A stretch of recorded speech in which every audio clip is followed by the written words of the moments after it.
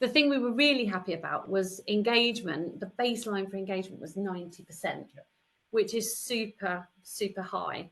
So we designed an index that had 5 custom questions specific to provide, and the average across those for the business was 90%. So it was kind of a high initial bar in terms of that outcome goal, which is good, but also challenging in its own right. Well, there was only one way to go down, I thought. At that point. Well, you did, yeah, exactly. So, so lots of good news, and obviously our job is to bring that to the table, and we absolutely did that in our various cascades down through the business. But equally, our role at ETS is to look for the opportunities within the data.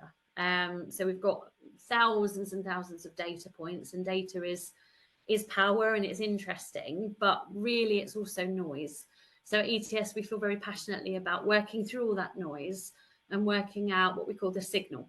So of all the things the business could potentially focus on, how can we distill it down into a smaller number of things that we think will have the biggest impact?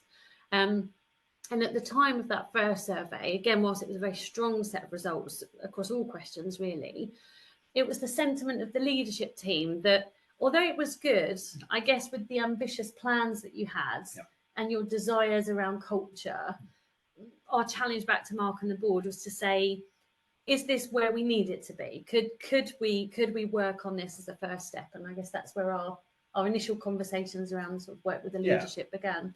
And I think we were evolving as a culture. So when we spun out the NHS, we were primarily NHS, which has a certain culture. I'm not saying it's good or bad, but it has a certain style and approach to it.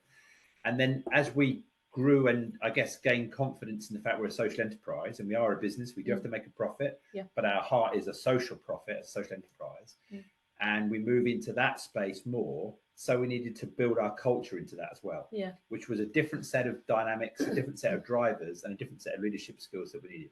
And so the survey gave us that benchmark of these are the areas where actually you've done really well. And there were some very encouraging areas, but there was also some areas you think, well, actually, guys, if you really want to be world-class in your culture, you're going to need to invest in these, and you're going to need to work on them to help move you into that transitional space that you want to get to. And that was the next stage we went into with you guys. Yeah,